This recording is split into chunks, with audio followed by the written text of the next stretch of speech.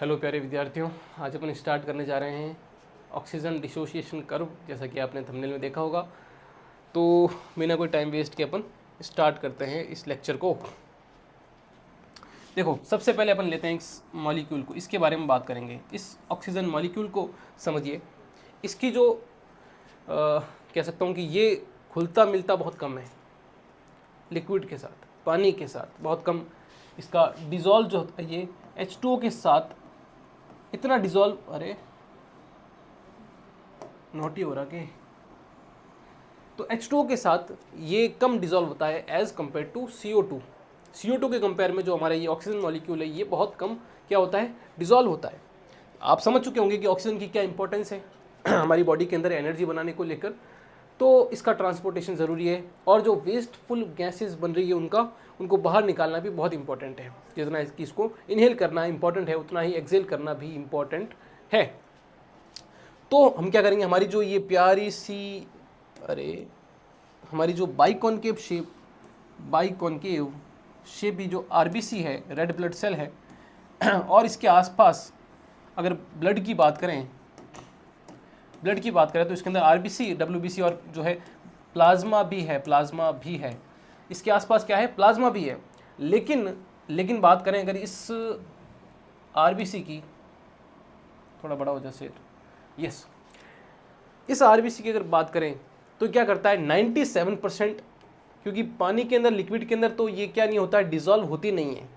इस कारण से क्या करते हैं, ये आरबीसी के साथ बॉन्डिंग बनाएगी। आरबीसी के पास क्या होता है बेटे, प्रोस्थेटिक ग्रुप्स होते हैं। क्या होता है, एक प्रोस्थेटिक हेल्प करने वाला ग्रुप होता है जिसको बोलते हैं हीम ग्रुप। हीमोग्लोबिन होता है। कितने होते हैं, 4 चेन होती है। हीमोग्लोबिन को मैंने इस तरीके से डिनोट किया है कि 4 आपको एक तरीके से चैन दिख जाए। ये जो प्रोस्थेटिक ग्रुप है इनके पास क्या होती है, 4 चेन होती है। ठीक है, अगर मैं बात करूं इसको थोड़ा सा साइड करके, या फिर एक और मैं स्लाइड लूं, तो ये जो हीम ग्रुप होता है इसकी 4 चेन होती है।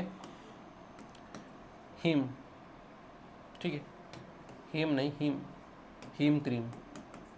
ये जो हीमोग्लोबिन है, हीम ग्रुप है। अगर इसकी बात करूं मैं, तो इसके पास क्या होती है, 4 चेन होती है। क्या होती है, इस प्रोस्थेटिक ग्रुप के पास 4 चेन होती है। कौन सी, 2 अल्फा, 2 तो अल्फा चेन हो गई, और 2 ही कौन सी चेन, बीटा चेन। बेटा नहीं, बीटा।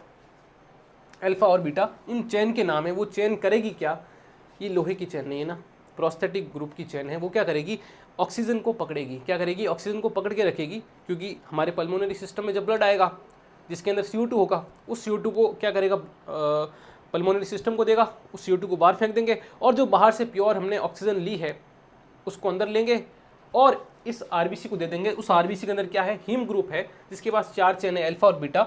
ये क्या कर लेगी, उस ऑक्सीजन को पकड़ लेगी। पकड़ के कहाँ ले जाएगी, उस टिश्यू के पास ले जाएगी जहाँ पर उस ऑक्सीजन की क्या है, रिक्वायरमेंट है, आवश्यकता है। समझ में आया? हाँ सर, समझ में आया। तो हीम ग्रुप क्या है, हीमोग्लोबिन एक प्रोस्थेटिक ग्रुप है जो कि हेल्प करने के काम आएगा। इससे पहले समझा कि अपने पास हीमोग्लोबिन है, ऑक्सीजन कम डिजोल्व होती है। आरबीसी के अंदर हीमोग्लोबिन होता है जिसके पास प्रोस्थेटिक ग्रुप है, 4 चेन है जिसके जरिए वो ऑक्सीजन को पकड़ लेगा। लेट अस सी। अब अपन क्या करेंगे कि हम एक एनसीईआरटी आप देखेंगे अपनी। मेरे हिसाब से मैं हर बार आपको मोटिवेट करता रहता हूँ कि आप अपनी ये जो है श्रीमद् भागवत गीता को अपने साथ रखें। हमारे लिए तो यही है, अभी हाल फिलहाल जब तक नीट की तैयारी कर रहे हैं जब तक, तो हमारे लिए यही भागवत गीता पुराण यही है। तो इसके अंदर आप पेज नंबर 274 पर देखेंगे कि अपन को एक कर्व दे रखा है। इस कर्व को समझना बहुत इंपॉर्टेंट है। इसके अंदर कौन से फैक्टर होंगे इस बॉन्ड बनाने के। यहाँ पे जो ये ऑक्सीजन बॉन्ड बनाएगा इसके साथ, जो ये बॉन्ड बना रहा है, इस बॉन्ड को क्या बोलेंगे अपन, ये जो बॉन्ड बनाएगा हीमोग्लोबिन, इसको बोलेंगे अपन oxy haemoglobin bond. Oxy haemoglobin एक तरह का एक ग्रुप बन जाता है, HbO2, ये मॉलिक्यूल बन जाएगा। ऑक्सी हीमोग्लोबिन बोलते हैं जिस कंपाउंड को, इस कंपाउंड को क्या बोलते हैं, ऑक्सी हीमोग्लोबिन बोलते हैं। तो ये इस कंपाउंड को कौन कौन इफेक्ट करेगा, रोकेगा कौन, इसको समझने के लिए क्या करेंगे, इस कर्व को समझना पड़ेगा कि किस तरीके से ये बॉन्डिंग जुड़ती जाती है। एक्चुअली में ये जो बॉन्ड बन रहा है और हीमोग्लोबिन और ऑक्सीजन के बीच में, ये जो है रिवर्सिबल बॉन्ड है। कौन सा? रिवर्सिबल।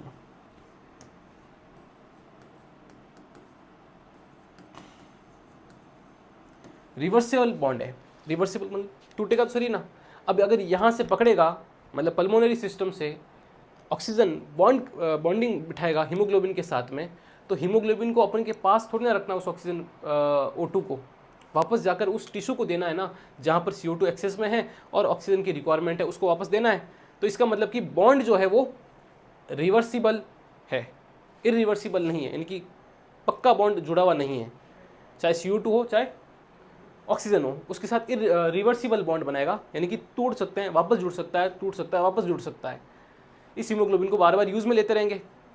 यहाँ से ऑक्सीजन ली, वहाँ पे जाके छोड़ दी, वहाँ से CO2 ली, वापस यहाँ पे ली, यहाँ पे मतलब पल्मोनरी सिस्टम में दी और वहाँ से ऑक्सीजन कैरी की। तो रिवर्सिबल एक तरह का ये बॉन्ड बनता है, आपसे एग्जाम में पूछ सकते हैं। वेरी गुड, ठीक है। अब अपन इस कर्व को समझ लेते हैं कि ऑक्सीजन डिसोसिएशन जो कर्व है एक्चुअली में, जिसको आप समझने आए थे, जिसके अंदर काफ़ी कंफ्यूजन होता है आपको, उसको समझने आए थे। इस कर्व की अगर बात करें तो आपके एनसीईआरटी के अंदर क्या दे रखा है, यहाँ पर इस दिशा में क्या दे रखा है, पार्शियल प्रेशर ऑफ ऑक्सीजन।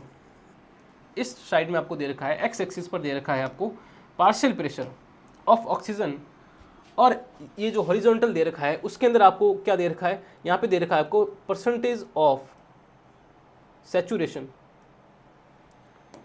संतृप्तता। कोई बोलता ना मैं आपसे सैचुरेट हो चुका हूं, तो यहाँ पे क्या देता है आपको, सैचुरेशन, परसेंटेज ऑफ, अब इसको लिखूं कैसे, सैचुरेशन ऑफ, एक मिनट,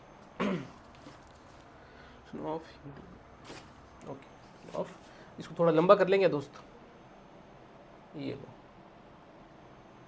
ओके, सैचुरेशन ऑफ,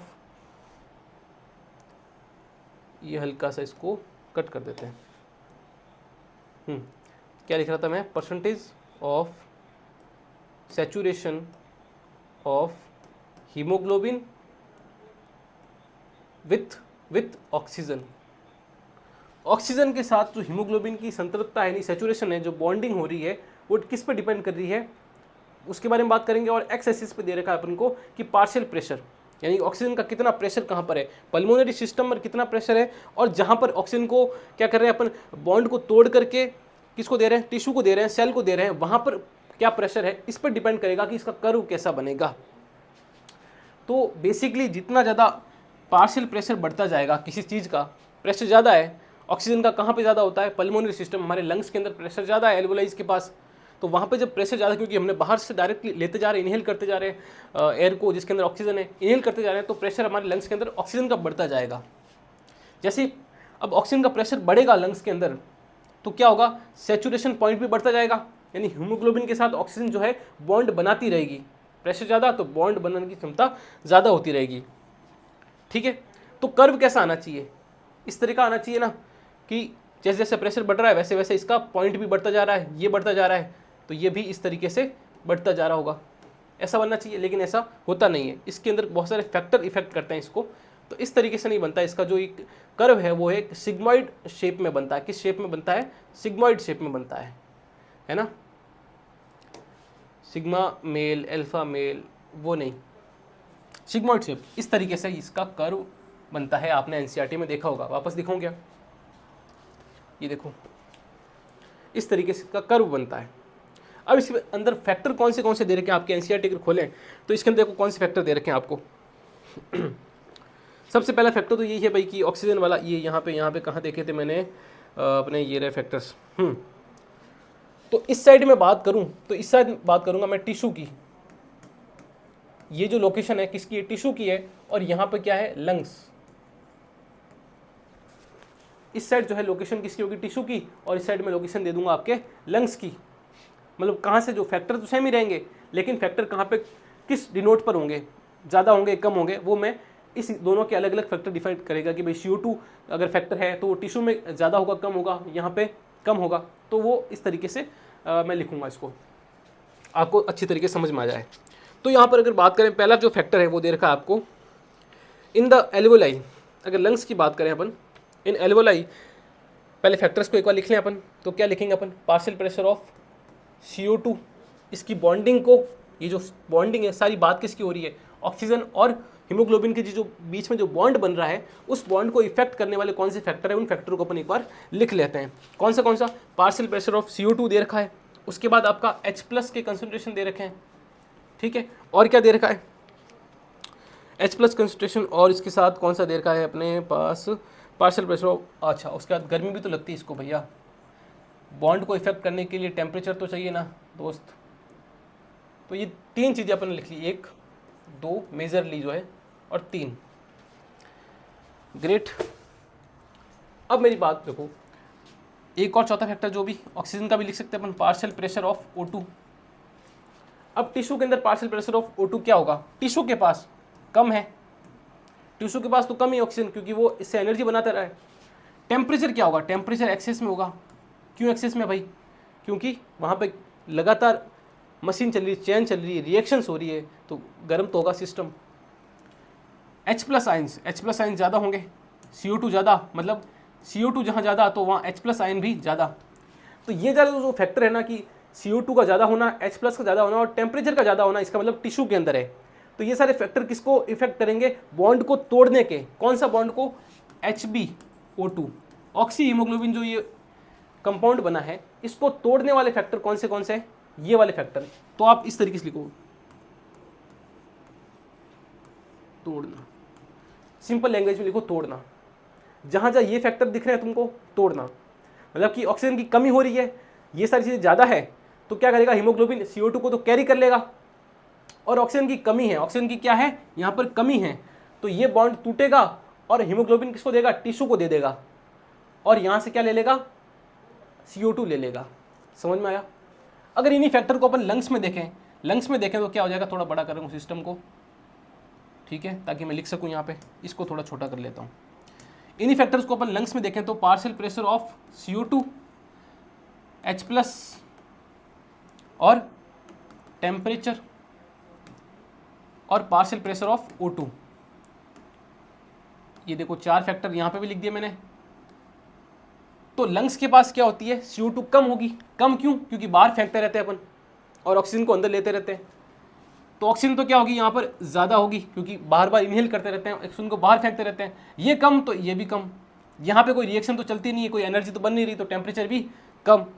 तो ये इसका मतलब क्या हो रहा है, जहाँ जहाँ अब यहाँ पर पार्शियल प्रेशर ऑफ ऑक्सीजन ज़्यादा है लंग्स के पास, तो किसको देगा, ये मेरे पास तो ज़्यादा है ऑलरेडी, किसी और को दो, किसको देगा, ये हीमोग्लोबिन को दे देगा। तो हीमोग्लोबिन से क्या होगा, ये बॉन्ड बनने की जो टेंडेंसी है इन कंडीशन की, जहाँ CO2 कम हो, H+ क्या हो, कम हो, और टेम्परेचर तो अपना कम ही होता है, और क्या है, पार्शियल प्रेशर ऑफ ऑक्सीजन का प्रेशर ज़्यादा है, तो ये टेंडेंसी किसकी होगी, ये किसको डिनोट करेगा, बॉन्ड का बनना,